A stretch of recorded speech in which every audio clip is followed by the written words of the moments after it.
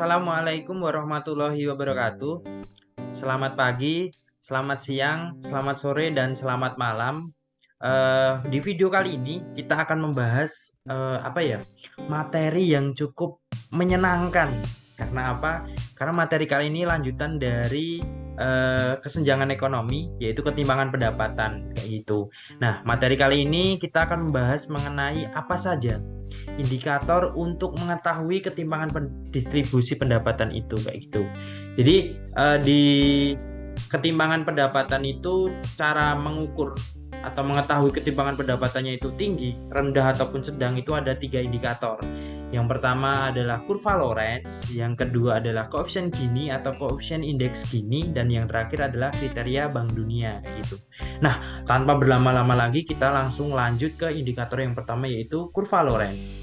Nah, kurva Lorenz itu adalah kurva yang menunjukkan hubungan antara persentase pendapatan dengan persentase penerima pendapatan atau persentase penduduk selama kurun waktu tertentu. Nah, biasanya itu negara-negara itu waktunya 1 tahun kayak gitu. Jadi aku tulis dalam kurung 1 tahun.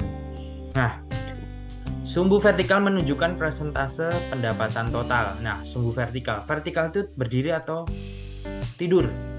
Berdiri. Maka di situ adalah persentase pendapatan. Selanjutnya, sumbu horizontal menunjukkan persentase penerima pendapatan atau persentase penduduk. Kenapa persentase penduduk? Karena yang menerima pendapatan pasti penduduk kayak gitu. Paham ya? Jangan bingung di sini.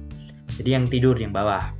Nah, selanjutnya pada garis diagonal. Jadi garis diagonal itu garis yang membelah dari pojok kiri bawah sampai pojok kanan atas kayak gitu. Atau biasanya lebih dikenal dengan garis pemerataan. Karena apa? Karena ini menunjukkan sama persis dari pendapatan, persentase pendapatan dan persentase penerima pendapatan. Contoh, misal di sini pendapatannya 50, bla bla bla bla, di sini pasti penerima juga 50. Contoh paling atas ini 100. Persentase pendapatan itu 100. Pasti itu persentase penerima pendapatan juga 100 kayak gitu. Paham ya di sini? Jadi kayak gitu. Mengapa dinamakan garis pemerataan? Nah, terus garis yang melengkung ini ada namanya kurva Lorenz kayak gitu. Nah, umumnya itu terjadi kurva Lorenz itu pasti melengkung umumnya kayak gitu di bawah garis diagonal atau garis pemerataan. Tapi tidak menutup kemungkinan bentuk kurva Lorenz itu juga lurus atau bahkan berhimpit dari atau sama dengan garis diagonal atau garis pemerataan. Itu tergantung data yang diperoleh dari negara tersebut kayak gitu. Nanti saya jelaskan lebih lanjut untuk kurva Lorenz. Nah, yang perlu diingat, kurva Lorenz itu semakin jauh melengkungnya dari garis diagonal. Jadi gini, semakin menjauh dari garis diagonal ini, itu maka ketimpangannya semakin tinggi. Akan tetapi, jika kurva Lorenz semakin mendekat dari garis diagonal, itu maka ketimpangannya semakin rendah atau pemerataannya hampir sempurna, bahkan sempurna. Nah, ini biar nggak bingung, bagaimana cara pembentukan kurva Lorenz kayak gitu. Nah, kurva Lorenz itu tadi tidak selalu melengkung, juga bisa lurus kayak gitu. Nah, ini berdasar sesuai data saja. Nah, ini ada data orang ini persentase 100. Jadi persentase kan karena persentase itu persen 100. Jadi kita asumsikan penduduknya ada 100 orang. Nah, 100 orang itu kita bagi 5 kelompok. Jadi otomatis satu kelompok itu 20 orang. Jadi orang nomor 1 sampai 20, 21 sampai 40 dan seterusnya sampai 81 sampai 40. Itu kelompok 1 2 3 4 5. Nah, kelompok 1 pendapatannya 20, kelompok 2 30 dan sampai kelompok kelima 60. Total pendapatannya itu 200. Bagaimana cara mengetahui ini? Bagaimana cara mengetahui bentuk kurva Lorenz yang ada? Nah, untuk mengetahui bentuk kurva Lorenz, kita harus mengetahui kontribusi dari tiap-tiap kelompok terhadap persentase pendapatan. Caranya ini, pendapatan kelompok tersebut dibagi dengan pendapatan total. Jadi di sini kelompok 1 20 dibagi 200 sama dengan 10% kontribusinya untuk persentase pendapatan. Dari kelompok 1 persentase kontribusinya 10%. Kelompok 2 sama 30 dibagi 200 sama dengan 15% dan seterusnya. Paham? Coba kita masukkan ke kurva. Kelompok pertama kan mewakili 20 orang pertama. itu 10%. Nah, 10% kan kira-kira di tengah, di bawahnya 20% ini ya. 20 persentase pendapatan. Jadi sini siap, di sini itu garis A di sini kan. Nah, sama kelompok 2 15%. Nah, yang perlu kalian ketahui bahwasanya 15% ini enggak dari bawah. Jadi ditambah dari yang tadi 10% ini ditambah 15, jadi kan 25 di sini. Titik kedua 25% DB. Selanjutnya kelompok 3 20%, sama tadi ditambah. Jadi 25 ditambah 20 sama dengan 45. Jadi di sini sekitaran di sini 45. Titik C selanjutnya ditambah 25%. Ditambah 25% sama dengan berapa? Ya, 70. Jadi sekitaran di situ. Itu titik D. Dan 70 ditambah 30 100. Nah, sudah ketemu titik A, B, C, D, E. Tinggal dihubungkan. Nah, ketemu garis atau kurva Lorentz-nya kayak gitu. Paham? Kayak gitu. Nah, jadi ini untuk mengetahui adanya kalau kurva Lorentz ini melengkung, itu pemerataannya cukup tinggi atau tidak ini.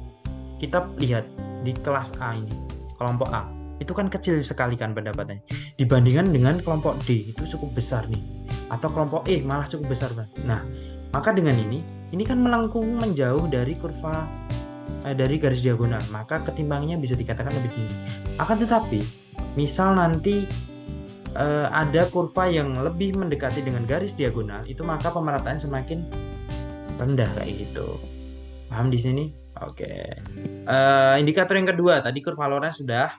Jadi lanjut ke indikator yang kedua adalah koefisien Gini.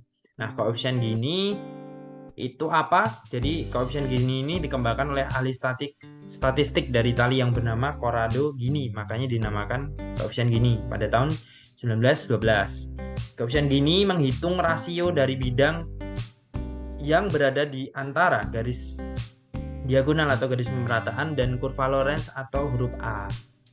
Ini atau huruf A. Jadi di antara garis diagonal dengan garis atau kurva Lorentz. Kemudian dibagi dengan total setengah bidang bujur sangkar atau dibagi dengan BCD, segitiga BCD kayak gitu. Rumusnya itu. Jadi A ini yang diarsir dibagi BCD, segitiga BCD. Paham? Nah, jadi koefisien Gini itu biasanya rentan angkanya 0 sampai 1. Nah, semakin mendekati 0 itu ketimbangannya bisa semakin rendah. Kalau 0 itu pemerataan sempurna. Kalau angkanya mendekati angka 1 itu ketimbangannya semakin tinggi, dan kalau angka 1 itu ketimbangan yang Oke. Nah, selanjutnya kriteria dari koefisien Gini. Nah, kriteria dari koefisien Gini itu ini ada 5. Jika 0 pemerataan sempurna yang tadi saya sebutkan. Jika 0,3 ke bawah itu ketimbangannya rendah. Jika 0,3 sampai 0,5 itu moderat atau menengah.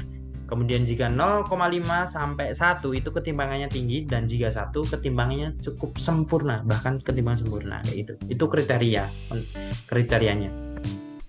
Nah, perhitungan dari koefisien Gini. Nah, sekarang koefisien Gini itu rumusnya tadi bidang A dibagi dengan bidang BCD atau segitiga BCD. Yang pertama, kita mencari dulu luas BCD biar gampang. Yang paling gampang itu kan segitiga. Rumusnya setengah alas kali tinggi.